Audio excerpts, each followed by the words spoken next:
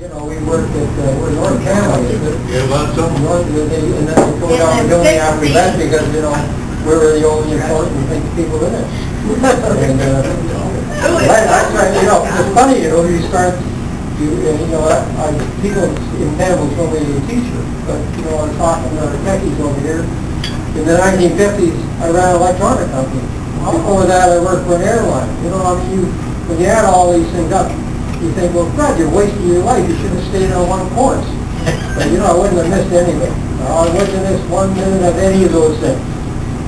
Especially if ever, luckily, Dieterbecker died because I was going to shoot him anyway.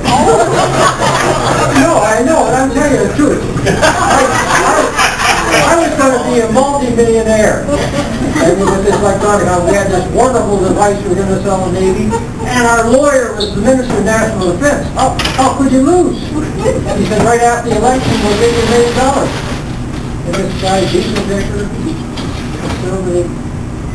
Well, you see, all those things down there. Conservative, ...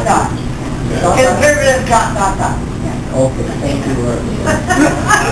Good ending for you. Well, thank you very much. Well, you know, when you look at it, you know, you look at life, and when I turned 65, I thought, Jesus, I'm old. And then I was 75, and now I'm 80. You know, what the hell happened? You know, when you think of it, I was standing there, I remember I joined the Air Force, I was 21, I thought, I'm a man. And then suddenly you're 80 years old. You know, and what the hell happened? But, you know, I've been very lucky health-wise, and I think people are living, we were talking about this a minute ago, people live longer and longer, and I'll tell my story with my Uncle Harry again. Uncle Harry was born in 1900. He's my dad's older brother. He lived in Denver, Colorado. I used to phone him every New Year and say, how are you doing, Uncle Harry? And of course, it was 1989. I remember going in 1989. Of course, he was 89. I said, how are you doing, Uncle Harry? I remember what he said. He said, Dill, Jesus, Dill, people live a hell of a long time now, don't they?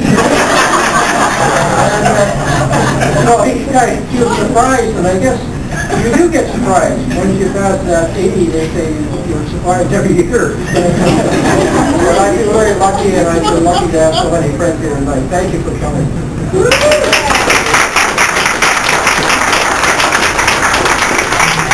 Okay, I probably know this guy more long than you're not going to tell him. Yes, I am. And you know the story about when you're not successful in the Air Force, you're not successful this, you're going to teach it. And this goes back to the 50s. And those that can't teach administrate.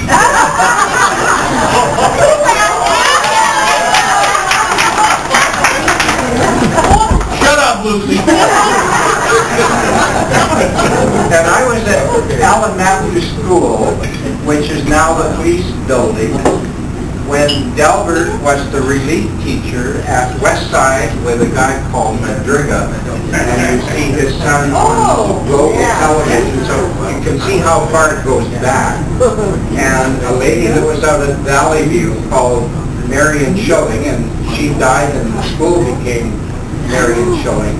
And Allen Matthews School, which was the, as they say, the old school, actually it was the old high school, and they closed it down. Del came in around the middle 50s, somewhere there. And he had this great job.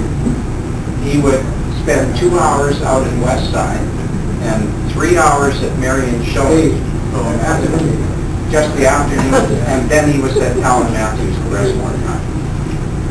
Now, he was the lowest paid teacher in the whole school district, because you have to go back to the time that we went to teacher training in Victoria, and they gave you, when you first started out, if you didn't have any credentials, what was called an elementary conditional teaching certificate. And he had an EC. That was an elementary conditional. I had an ED at the time, so I was one step up. Wait, you're right. And he became the president of the Carolyn's District Teachers Association with the lowest quality. So you could see how bad we were at that. Anything was good. But then really, then, I mean, not only was I the most qualified, but I was not eligible to be a member. Yeah. But you talked a lot at the meeting.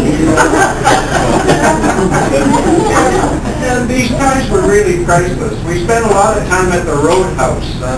Now, you probably don't even know where it is. It was out in Valley View somewhere. It was owned by a good friend of mine called Gordon Lattremoine. And we used to spend Friday nights there, Saturday nights, a whole pile of nights there. Between there and the Legion, พอยเขาพูดนะ where we bumped into people like Harry Lister and long-time, prominent people in town. And it was a great time to กับ be ลุ in งกับ education. ตองหลงกัน Unfortunately, ลุ it's ง gone ดู to ค pot น the กับ last เรา year.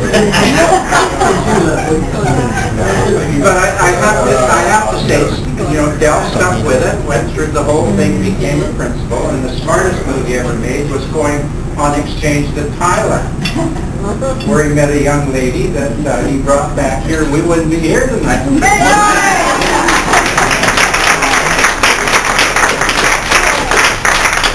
Anyway, I'm halfway between where Donald said this fancy word and the other word for Del. So I'm sort of in the middle of both of them. But Del, it's always great to come here and wish you happy birthday. We see so many different people that I have never met before, but it's always a great crew. You did, but you forgot. Some we disown. You're going to have to be secretary, that's it. Anyway, happy birthday, Delbert. Thank you.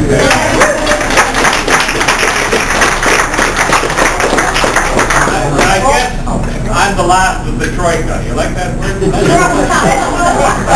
that something like That's what old guard. Did you very old guard? Does that mean 3 or 4? I'm not sure. ยาก You're not telling. No. พอยัง